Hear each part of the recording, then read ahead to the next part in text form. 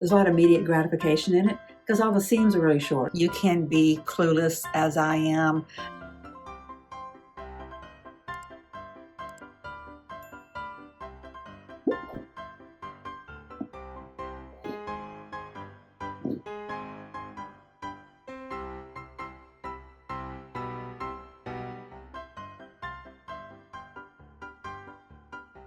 Hi, welcome or welcome back. I am Dawn at the lake, and this is Lakeside Quilt Making Arts. Thanks for stopping by and checking out my content. What you're going to be seeing today is actually content that I created for the video that was put up last week. But it was getting kind of long, and this content was kind of long on its own, so I didn't want to make it a super long video, so I decided to break it up. So if you see any discontinuity, that's what it is. In this video, I am doing the hand piecing of a INSET seam for this piece. This is the Quilt Show's Block of the Month with Jen Kingwell. This is the second of the piece blocks. So I guess that would have been the work that was sent out to us in March of this year. I'm just now getting to it. But I'm so pleased that it went so well. I was quite intimidated by this block whenever it first came to us. These INSET seams, and I had just, as soon as this came, I just had a big blunder on one of these. I think maybe it's that one. I couldn't figure out why one of these little crescent swoops on the end was ruffled. I put it on backwards, and I felt like the stitching I'd done was, kind of laborious, and I think it was just mostly anxiety. It was all so new to me. Everything felt like it was a bigger job than it really was. And so the idea of taking out that stitching and putting it back on just felt like, oh my gosh, am I going to have to do that to all of this quilt? How many mistakes am I going to make? And this looked like it was complicated. This wasn't complicated, but I think I wasn't the only one with this problem, but that's why I'm making this video.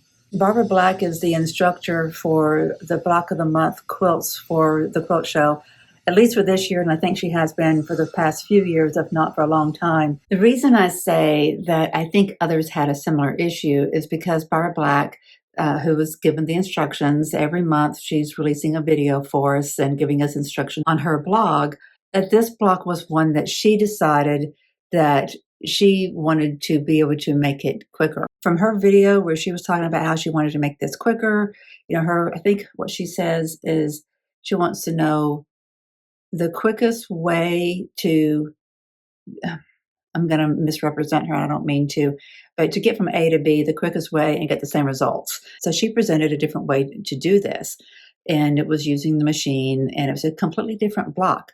And this block is what I really felt like is what made me fall in love with the quilt in the first place. Because when it's in place on the quilt up against this block, sandwiched between these, it really gives a lot of movement to the quilt. Watch. See what that does? And that's just one block. Think about all these holes being filled up with this style, and then the same blocks alternating all the way around the dark blue log cabins. That just gives a lot of movement. So I really wanted to maintain that block, and I was really pleased when it all came together. I'm fairly new to quilting. I'm about a little over a year and a half into quilting this time around. I first quilted back in the 90s, and back before there was YouTube, back before there was internet, and you got your instructions from magazines and, just kind of plugging along. And I gave up. That's why I'm doing my channel. That, and I think it's a great way to make a living is to do YouTube, to share and inspire people to dig in and make beautiful things. But I want others who are new to quilting to feel encouraged that you can be clueless, as I am, and just dig in and still make beautiful things happen. So that's what we're doing today. I believe it was this one that I was working on last. That's what you're going to see me put together. I've really found it very peaceful putting this block together. And so what I did after this video clips that you're going to watch here in a second, what I did is I sat down and I worked on making up all the kits for this. And that's what I did the rest of the week. I've been recovering from 3 different things. So it's had me in a sedentary mode. I'm a whole lot better now, but my energy isn't just quite where it should be. So I got hopeful as I was piecing it. Once I got it done, I said, I am sold on this. There's a lot of immediate gratification in it because all the seams are really short. So you see it come together really quickly.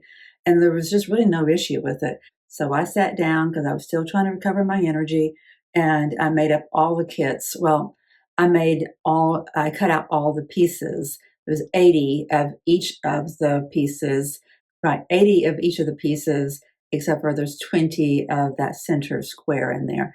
So it was a lot of cutting and then marking. And I did that last week after I created the video that you're about to watch. Well, actually, we're going to do this part in my kitchen, at my kitchen counter, because there's noise outside and it's gotten just too hot. Look at the piece that we're going to put there. Love that fabric. It's just a little bit of well, it's not just a little bit of a reference to chemistry. It's a lot of a reference to chemistry. Like I've been telling you guys, this is a quilt for my grandbaby who will be 1 in a few days. And it's supposed to represent the coming together of both her parents. So there's things in here that's, part of my daughter and son-in-law's life now and their life together with the baby, and then things from their past as well. So he's from Iowa, so we have a little dog from Iowa. He has a chemical degree, a doctorate in chemistry. They have bees, and they're farmers, and my daughter is an artist, and she's a bit of a lover of things of old times. I don't know how to put that, but these fabrics are kind of vintage 1940s in my mind. These over here, and some of the others are as well. So in my mind, they kind of reflect that part of her. Plus, they're just beautiful little fabrics, and I think they fit. So what we do now is we got to put this in here. First thing I do is I mark this. And how I've been marking it, because I've been doing this sitting in my chair, and I'm trying to keep things simple. I don't even have a ruler in my kit. I'll show you what I have. This is a template. This template is used on the first of the pieced blocks, and I had marked the 1/4 inch line on it. So I've just been using it. I know that's a 1/4 inch there. And so I just go about tracing sections of it in little increments all the way around until I get my seam allowance marked. I have to make shorter marks where the curve is a higher arc, a higher radius. Is that how you'd put that? But where there's a bit of, like here, where the slope is elongated, I could make longer pencil strokes.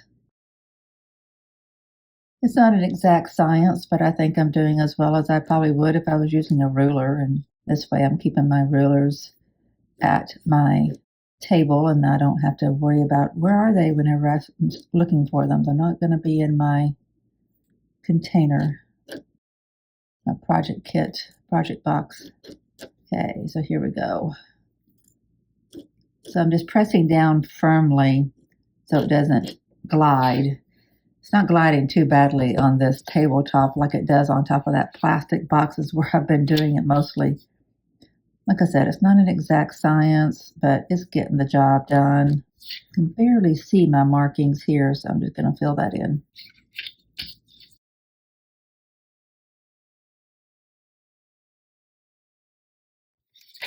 Okay, so this comes to a point.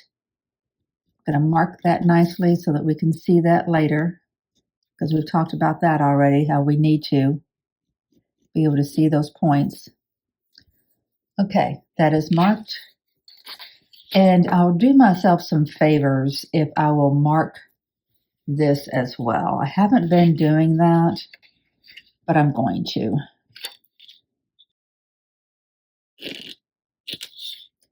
Okay, it's very light. I can see it. It's not great visibility, but it's there. may have to do more work right here because I just brought my light over and clamped it onto the side of the kitchen island. It's working out great. I think you guys have good visibility and this is at a pretty good height. I'm able to look down. Y'all know that I've mentioned that a few times where I'm having problems with that. I won't be looking down the whole time, but I am able to look up and down while I'm doing this work. And I'm going to put my elbows on this kitchen island and elevate the work into front of my face. And so it's a good height for that, to sit on a stool and put my elbows up. So this is work that I've been doing in my chair, so it can be done on the go. So if you're, young and you're going to pick up kids from the school line and you need something that you can pop in your car and be productive while you're waiting in the car line, or, you're with kids while they're at dance or swim lessons or whatever, you can do a lot of this on the go. There's a lot of reasons why people of all ages are needing things to do while you're on the go, whether you're visiting people in the hospital or, that kind of thing, whatever. There's just a lot of reasons. So just don't forget that you can be productive if you keep a project kit stocked and ready. I think that's one of the big lessons I've learned from this quilt, because there is handwork, and this is my first time of doing a quilt that has this kind of handwork. And so it's been very educational for me. Okay, I'm going to go ahead and also mark, see, if I do that, that should be quarter. Yeah, I'm going to mark that as my quarter inch away from all sides, because we've talked about that already as well, that I need to be able to target a point on these pieces that is a quarter inch away. That doesn't line up with my drawn line, so let me fix that real quick. Yeah, my drawn line was off a little bit. Okay, so this is what we do. It is, you look at this and you think, oh my gosh, how am I going to get that in there and it not be confusing? How am I going to get my points to line up? None of this is pressed, by the way. How am I going to get good looking points and do this? That first one I showed you was better than this. I think this was the first one I did. And then this was my second, one or the other was. And I think I did better over here. I don't know if it's because I knew what I was doing better or if it's because these were pieced together better. I think it's because I had a better feel for what I was doing. We'll see if I can replicate that over here. So how do we get going? First things first, if this is directional, it's really important for you to keep in mind that if this is what you want, you don't put this here and flip it over and start sewing, right? If this is how you want this to be face up, then this is flipped over here and is sewn down this side, right? I know that may sound like, why is she telling me that? Of course that is the way. But I'm telling you, your mind can get lazy about some of this stuff. When you're reversing things, you got to do a Y seam, an inset seam, and all that. It's just, it can be a little bit much. So I know this right side has got to go to these right sides, and the hard part is matching it up over here, right? In this corner. So I'm going to do that matching up first. I'm going to put this pin right where this green meets it. So that's exactly the point that it needs to be. And it is, of course, also, that's not quite exactly. Let me move that. Now it's on the point where those drawn lines come to a point. And now I'm going to put it on that other fabric right where it meets the green of this. So it's all lined up. put my pin in, secure my pin. Okay, that's all good. We know this has got to do the same on this end.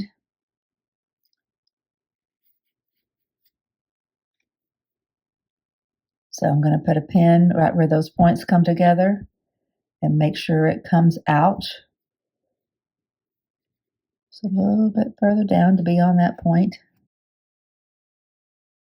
Okay, so now it looks like, how's that going to match up? There's no way, but it does. Magic happens. You just pull it down, grab it in the middle. Look at that. It's almost already done. Just pops right on in there. Since this is a small piece, I'm not even bothering to pinch it to create a center point, because I can do this. I can just use my fingers to place it, and it kind of falls into place where it needs to be. So I'm using my pins, and you're just basically basting it with your pins, and you can move it if it doesn't work out. So I went into the drawn line on the front. It's coming out the drawn line on the back. So I secure my pin. I'm going to do that probably in more places than what the experienced person might do it, because it gives me a bit of security while I'm doing this, and I like that. So this one could come down a little bit on that back side. Yep, looks good on the front and the back. I'm not pinning down these seams because I want those seams to be flexible so I can eventually come in and go right down there beside it, flip it out of the way, come up on this side, go that way, go back down, and make that circuit a couple times. And so I want this to be flexible so I don't ever pin that completely down, completely flat. I'll pin up close to it too and not right at it so that I don't have a pin in the way. And sometimes I take my pin out right before I am getting to the place where I'm stitching to it, because it can actually distort things. And sometimes I'll leave it in to the very second that I am putting my needle in where that pin was coming out of, because it may be necessary. You just have to read your fabric and how it's trying to pull and slide. I'm going to pull that. Oop. Well, sorry. On camera, things don't want to behave. Okay, so that's lining up pretty good. Let me put a pin here and here, and then we just start stitching. And I won't make you watch all that. I'll fast forward it with a little bit of music for you pretty quickly, and then we'll get to looking at the points. I just want to talk about the tediousness of this, and then maybe demystify it for you, hopefully. And that was the worst of it right there. It really is. Well, almost the worst of it. It's just one of those things. You just, trust the process one step at a time. So now that it's pretty much pin basted, I can just take my needle once I find it. Did I leave it on here? Oh dear, I always get nervous whenever I can't find my needle because I'm hoping that I didn't leave it somewhere and Ruby's going to find it in her paw. Okay, I don't see it on there. I'll look for it in just a second. So I want to show you this really quickly. See how it all of a sudden looks like just piecing anything else. So I'll do that. I'm going to start over here, work my way this way, and then back down here. And whenever I'm to this point, I'll show you what we do to attach it to this side once I find my needle. Remember what I told you about this thread being so invisible, practically invisible? It sure is. I was telling myself, Dawn, you got to find that needle because it's going to be easy to find because it's got thread on it. Well, I had placed it safely, tucked it away so it would not get lost, and yet I couldn't see it. Isn't that crazy? That's crazy, crazy, crazy. Let me make sure this was ready to clip. It was. But since I don't recall my very last steps, I'm going to just make a locking stitch real quick, take a small bite, run my thread through it. Get it to not grab the fabric. Okay. All right, that's good. Now I'm going to clip it. I had gone to pick out another needle, and then I turned it over one last time to look for it. I'm not sure which needle I'm using. I think, I don't know if there's too much glare on this for you to see. It's Richard Hemming and Sons Milliners. I believe that's what I'm using here. Pretty sure it matches up with that one. So it's long and it's fairly sturdy, has a small eye, and the eye doesn't flare, so it goes through pretty smoothly. Okay, so let's put our little quilter's knot on here very quickly. On this 100 weight thread, you can almost not even feel that knot, but it does give a little bit of resistance as it goes through the fabric. Okay, I'm going to start here on this side. Like I said, I am going to go through that point right there beside that needle. Make sure it comes out where it should on the back side. And I think it can actually go over a little bit, and my pin is in the way, so I'm going to move that pin. Okay, got my point there. There, now I'm comfortable with that. You start to feel more secure with your seam with every tiny stitch that you make. Like that one that I just made, pulled the fabrics together. Of course, I just pushed them apart, but now I've got a good grip.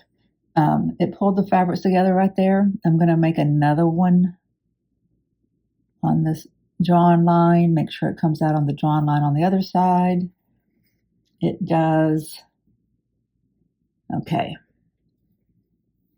I'm right-handed, so I like to work right to left.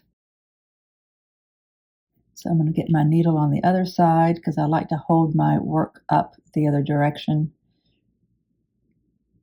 So I'm going to do another stab stitch right there. Oop, that's a little low. There. So I have not starched my fabric, so you get threads. That's just part of it.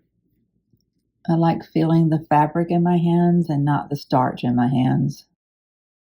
Okay, so I'm going to do what I mentioned before, and I'm going to pretty much take basting stitches. So they're not, I don't know, it's a little more than an eighth. What would you call that? 3/16 maybe? Make sure I'm on the drawn line on both sides, and just do some running stitches like that. Get this thing secured. Get those needles, those pins out of the way. Of course, now that I'm on camera doing this, things aren't wanting to line up automatically. I'm having to think about it and do a little bit more of a stab stitching effort, but sometimes it does and sometimes it doesn't, and just don't let it get you flustered. Okay, go in on the drawn line, see how much I missed it there. I think my pin is in the way. They're not lining up well, so I am kind of using my fingers to offset them a little bit. There. Okay.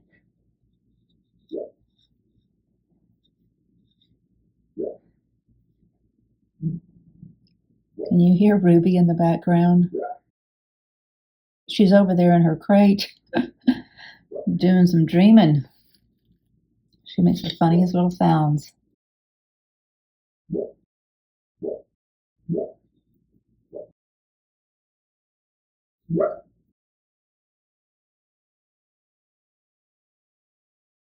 See how I came up right there on that stitch line at the very point of it? I'm going to go back in from the front on the drawn line, come out on the drawn line on the back side, actually what I'm going to do this time is I'm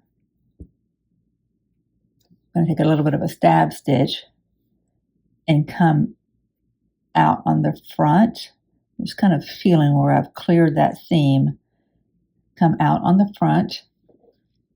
Pretty good hit there. It could be a little bit more perfect, though. Let's make it a little bit more perfect, Dawn, while we can. You don't always have to be quite this particular.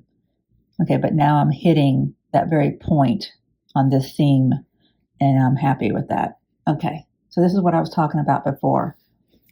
I like to go back through that seam,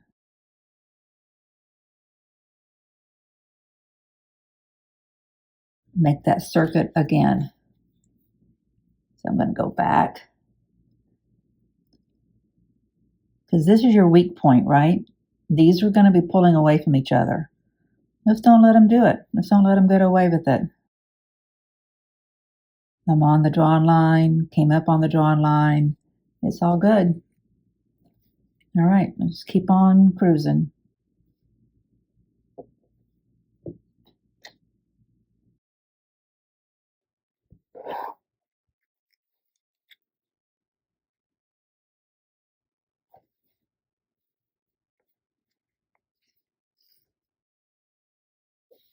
You can see right there, how it's separated. I'm going to come in from the back side, right up there against that seam. I don't know how well you can see it, but my needle is being glided right in there, up against that yellow fabric. I'm making sure that it's as close to it as it can get without actually going through it. Okay, that's pretty good. I'm pleased with that. I came out right there at the end of this stitching, this line of stitching. Going to go over a thread or maybe under a thread, so I can go through that seam and complete that circuit one more time. Okay, keep on moseying on. I did tell you guys that I don't like how that's placed, that I will come back, and once I get to the end, I'll come back. So this will be receiving even more stitching. And I can get away with that because I'm using this Aurifil 100 weight. You can put several stitches in and it still not get bulky. When I pull a pin out, if I'm not yet to that place with my needle, I am holding tight to how things were lined up.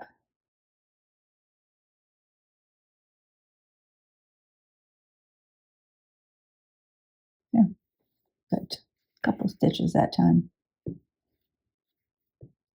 Doesn't matter if you get this buckling back here, just ignore all that. It all falls into place. Putting that right there for a second while I grab that pin.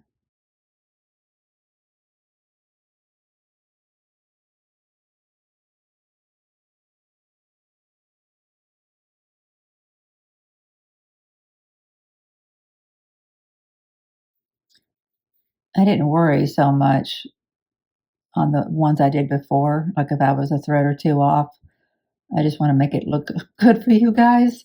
And it does kind of matter, but I basically just want to reinforce that if you stay on those lines, it all falls into place and you don't have to worry about it. You know, it's just going to be perfect. But it also is perfect enough if you don't hit those lines right on the money each time. Like right there, I would just ignore that. And I'm going to ignore it just to show you. You can ignore it and it'll be okay. I'm a couple threads away. Big deal. I'm going to go back in on the line and hit that line. Oops. See, I did it. See, I came in on one side and went in on the other. Of all the times I've been worrying about doing that, I haven't done it until I was on camera trying to show you guys something. So Fortunately, it does not take but a second to rethread that needle. I like to start though with a really sharp point to my thread to make sure it's not going to give me any heartburn. So I needle my thread instead of threading my needle. And it really helps to have a bright light, especially on this little bitty thread.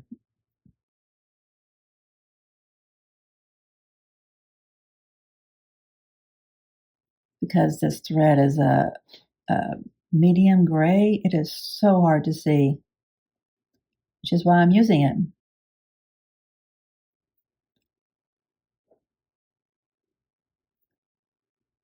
There.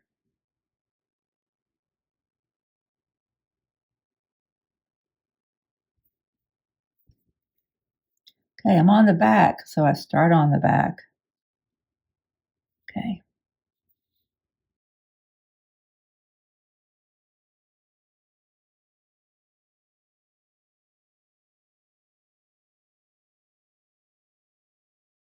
I should have put another pin or two in. My fabric was trying to separate. That's close enough.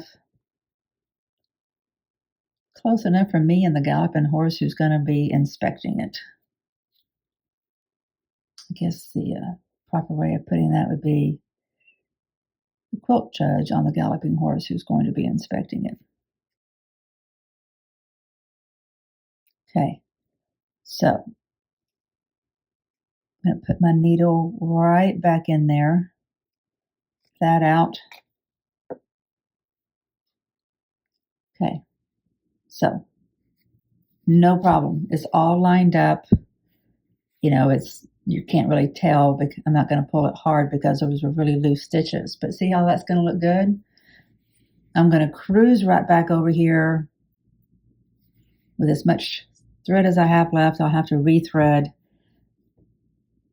and then we'll look at how we turn that point. And because it's already been lined up fairly well, I am not going to overly stress about this now. I'll go a lot quicker. Make sure I'm not pulling any ruffles into it.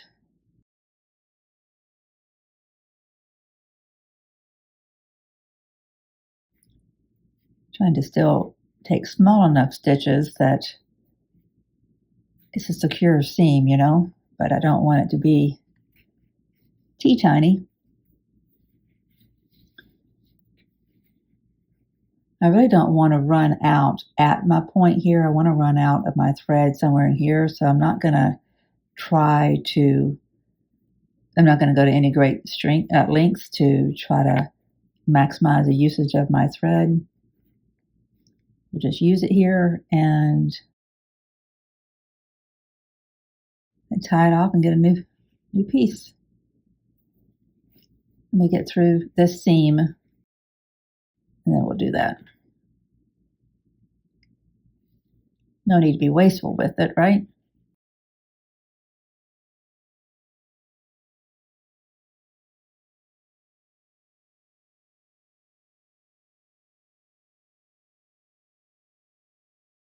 A little low. Let's just come in.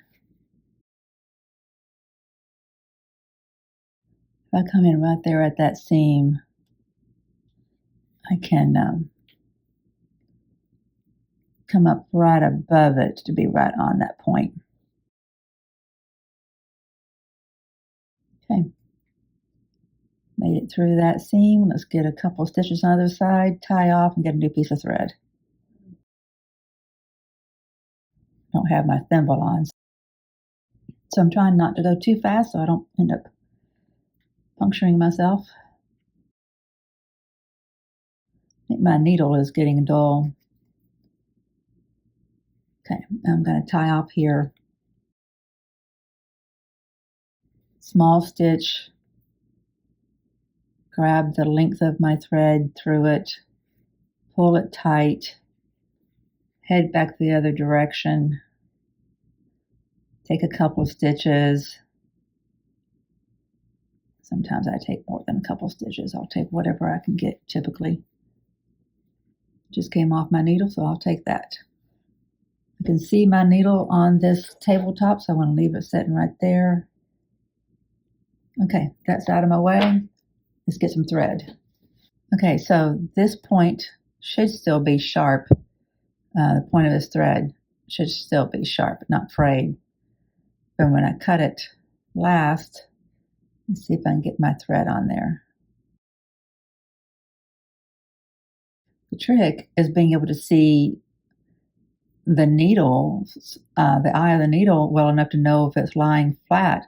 Because if it's flat and you're pinching your thread, it will just glide on there. You know, you pinch this tight enough to where it stays in place. And then this is flat. You kind of wiggle it, you're going to get it on your thread. See how it worked? But it's just kind of hard with this little bitty eye to know if you are putting the needle on there right.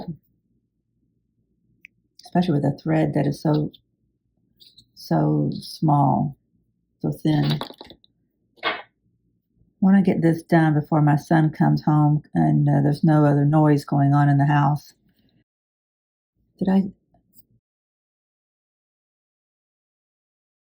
Let's get this tied into a little quilter's knot here. 1, 2, and 3, and grab both sides.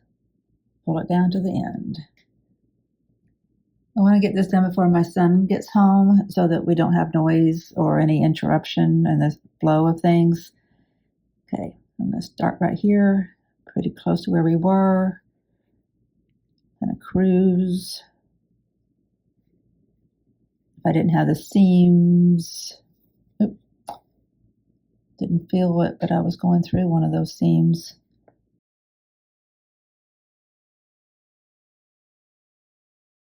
There.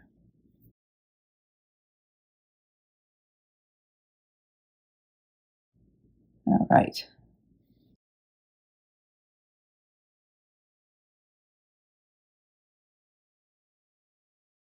I just saw a hummingbird. I really didn't think we had those in Alabama until I moved out here at the lake. I'd only seen them in Colorado before.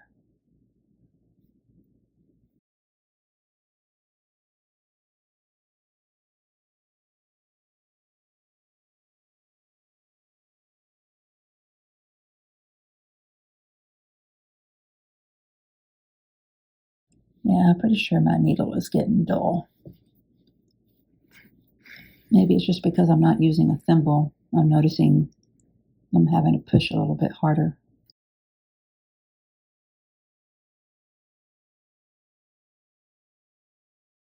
Okay. So I'm going to hit that point for this seam and this seam. Instead of stitching for those seams match up, make sure that I come out on this side where I started. All right, there we go. Pull that tight. Not tight, but bring everything together. And I'm going to do another stitch to hold that because it feels like it wants to separate. It's coming out where it should here, where the points meet. It's fine there. Oops. You see that needle go in my finger, my thumb? Okay, so what's next? Our needle needs to be parked for a second. I'm going to pull my thread to get some length on the loose end so I don't end up losing that. So just parking my needle for a second so it's out of the way. This is what we've got right here. Now, we need to put a seam between here. Take this and flip it over.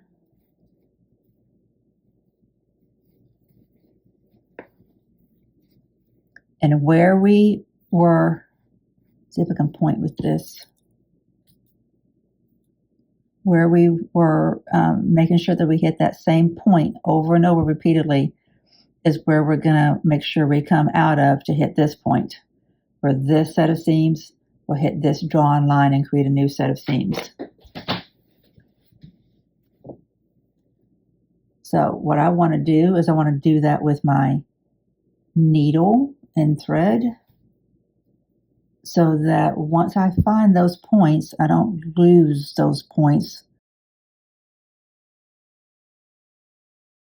Okay, I'm going to come from that back side. Where am I? Yeah, I'm already on the back side here. So make sure that I go into that point, go into the point here.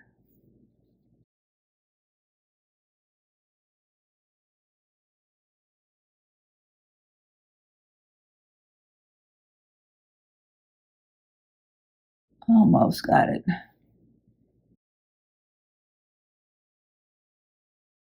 Yep. Okay. So that's all there is to it. I hope you were able to follow that.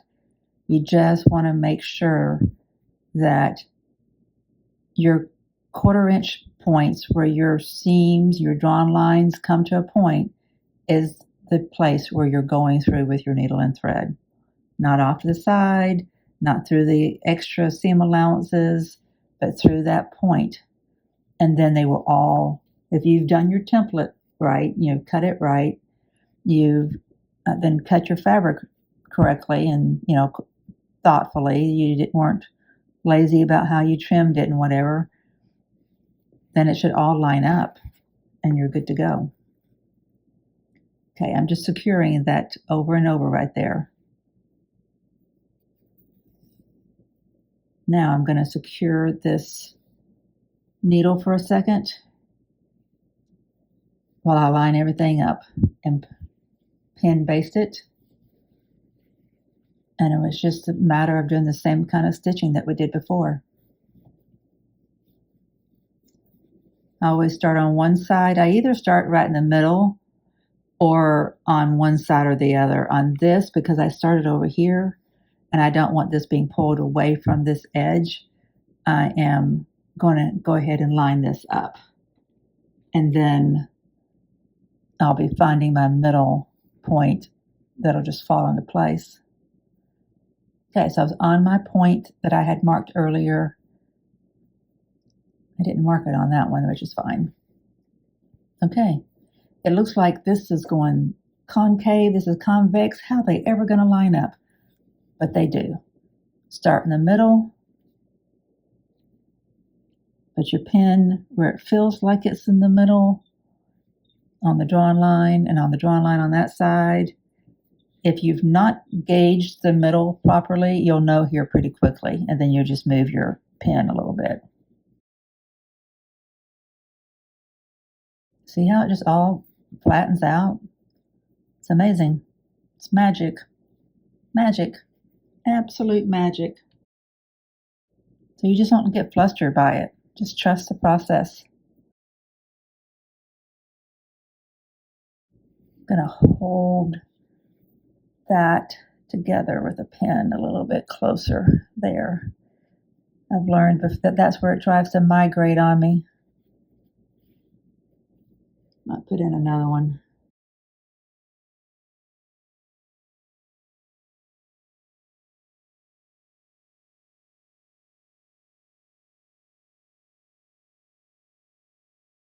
Put a pin right here. I'm getting excited about finishing this line of stitching and getting it pressed and showing you guys what it looks like on the board. Like I'm all thumbs. I was doing better this morning because I stitched those other 3, I don't know what you call them, crescents, or these little oblong pieces. I stitched those sitting in my chair watching TV this morning. Ruby had me up early, so I was been up since 3:30. So I got some stitching done, but still it was like it just went together and I wasn't all thumbs, but now that I'm showing you what I'm doing, I'm all thumbs. Okay, so I just kind of feel with my needle the pressure of that seam and then went in right beside it. Not a stitch or two over from it, but right on it. And making sure I come out right there at that point of that seam. Awesome. I'm doing my basting stitching so I can take bigger stitches than I want it to be actually stitched with, right? There's not really my securing stitches, they're just kind of my basting stitches.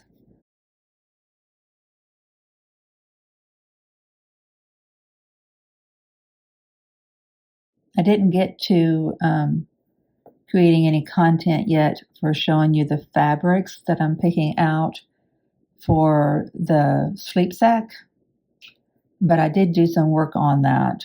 I'll just create another video for that. I'm excited about that little sleep sack because it's going to give me a chance to explore some different techniques.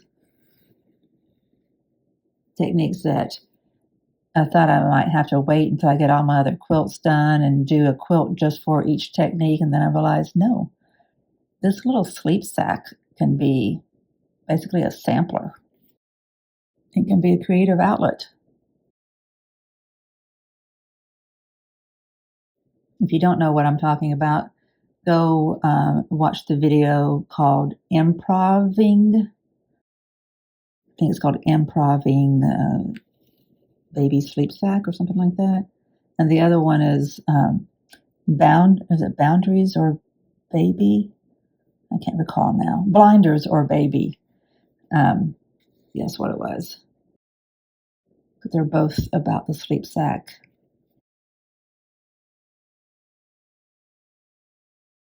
It's going to be interesting. It's going to be fun because it's creative. It's it's creative expression. It's not from a pattern or anything.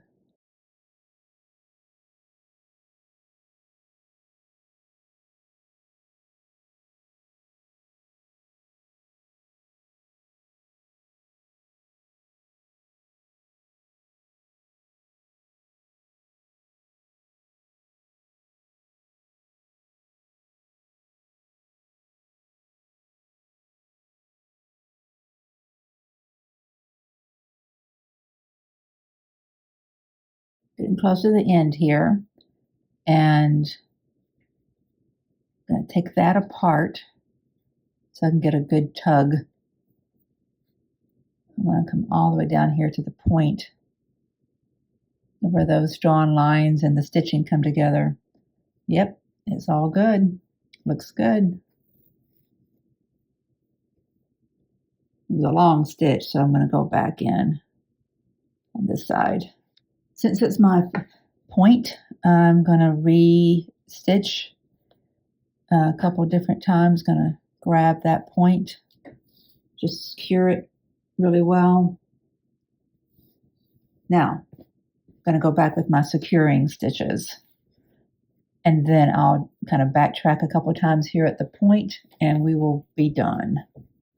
And we'll press this baby and look at it on the design wall. I'm so excited to start getting some of this block, up on the design board and see what it looks like, and finishing and filling out the borders around that center square of the quilt. The medallion is what I've been calling it.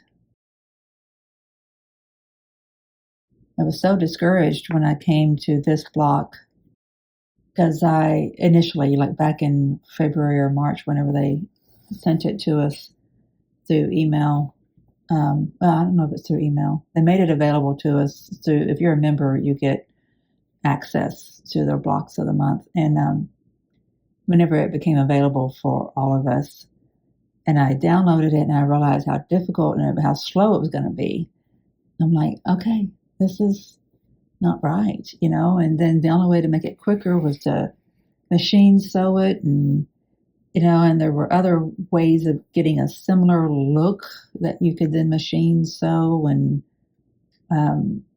Barbara Black, who teaches the blocks of the month, was demonstrating those, and I was like, oh, so disappointed. I wanted to do what Jen Kingwell had done on the quilt show when I watched her talk about this quilt. And, I want to be proud of this being an all hand pieced quilt. I have progressed since then. I machine sold my log cabins, and I have accepted the fact that life happens.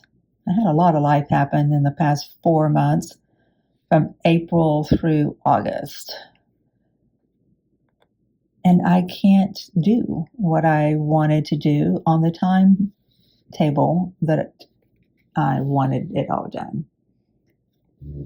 But my motto in life is, one step at a time, one step after another. But here on this channel, I position it as keeping the needle moving. Keep moving the needle. As long as you can make progress, a little bit here and a little bit there, it adds up. And as my design board shows, like I've had a lot going on. And I've got 2 design boards pretty full of work. And I've got another design board with a lot on it. So I've got the Mars quilt on that one. And then this Pick A Petal design board has a lot on it. I've helped my great nephew, work on a quilt. I've got the Piece and Quilt Sampler, 2 blocks on it. I've got, the block of the month one with, I'm sorry, it's not block of the month. What is it? Blockheads, one with Motive Fabrics. I've got a lot of blocks on that.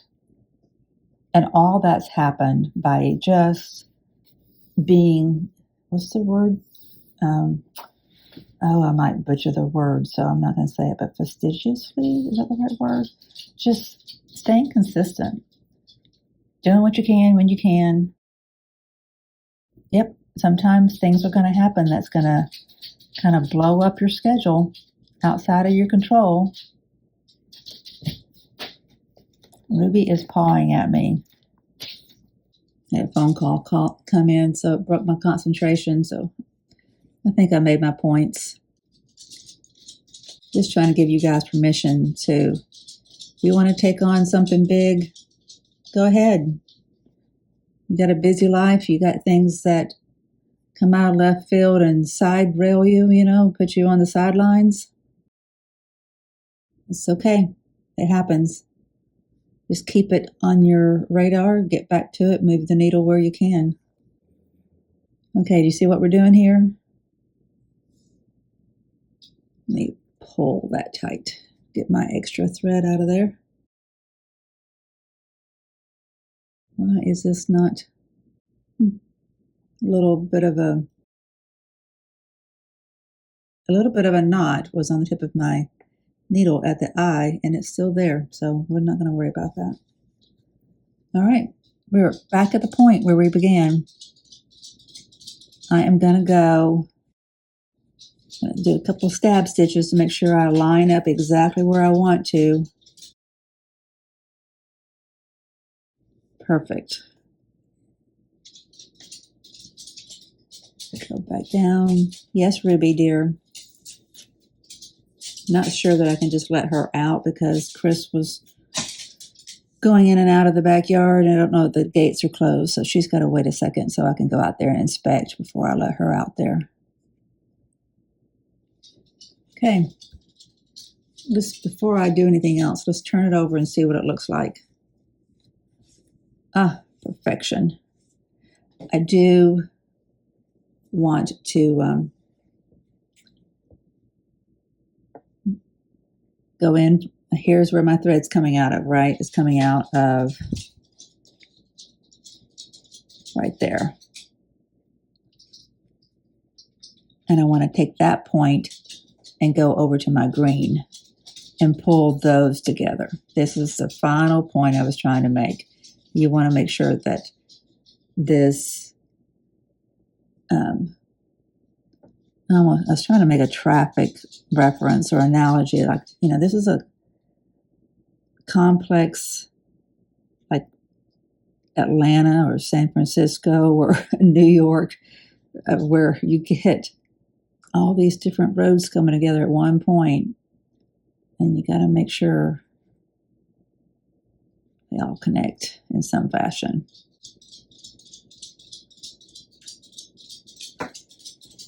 Okay, I'm going to go back from that green to the red one.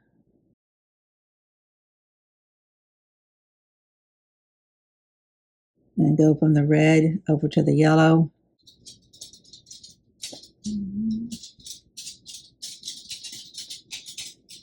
At the point, there we go.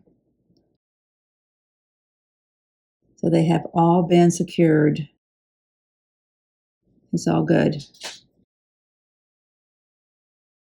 One last bit of stitching and then we lock it off. Get those threads out of the way.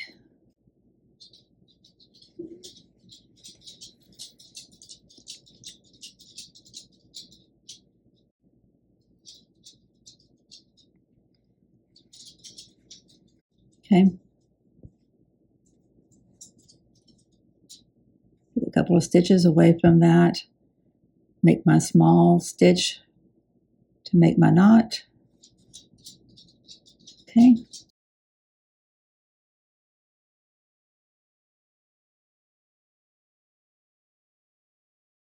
I like going a couple, 2 or 3 stitches away.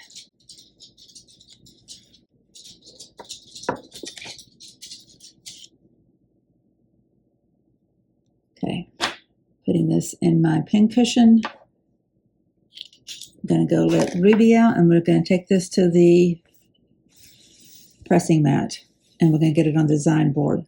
Doesn't that look good? Oh, so excited. So you see what I mean? This block was easy to put together. Everything was pretty much either a straight seam or just a seam with a slight arc to it. Curved seams really don't have to be anything for us to get nervous about. And this one is just an inset seam.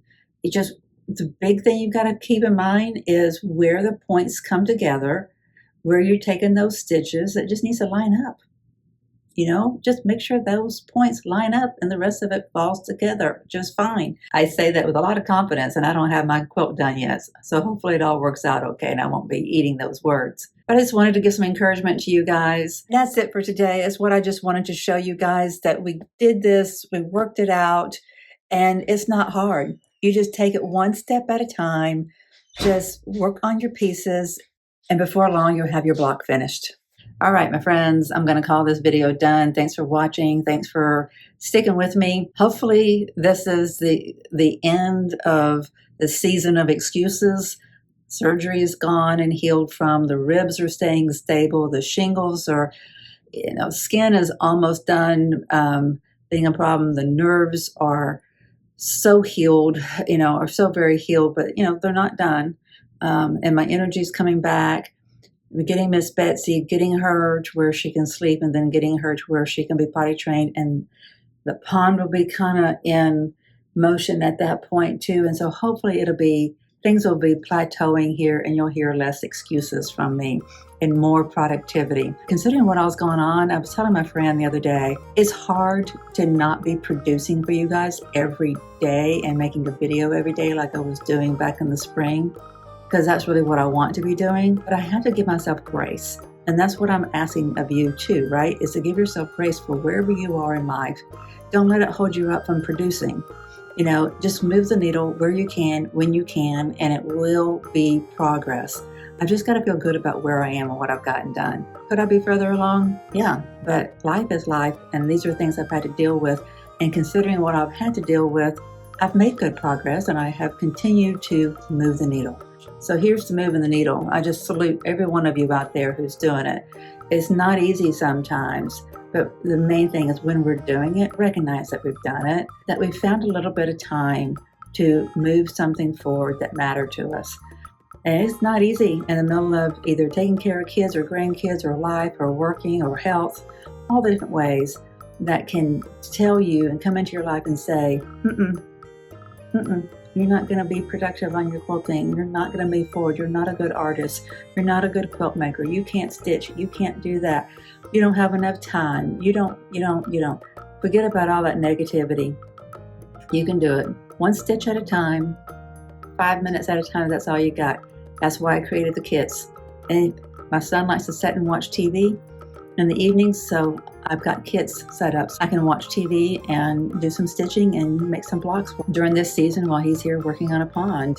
I can make progress in that way. And it's very relaxing, and it just happens to be what my body needs too. I need that time to relax. So I'm going to call this video done, my friends. Thank you for being here. I look forward to seeing you in the next one. Keep on moving that needle. Take care. See you in the next video.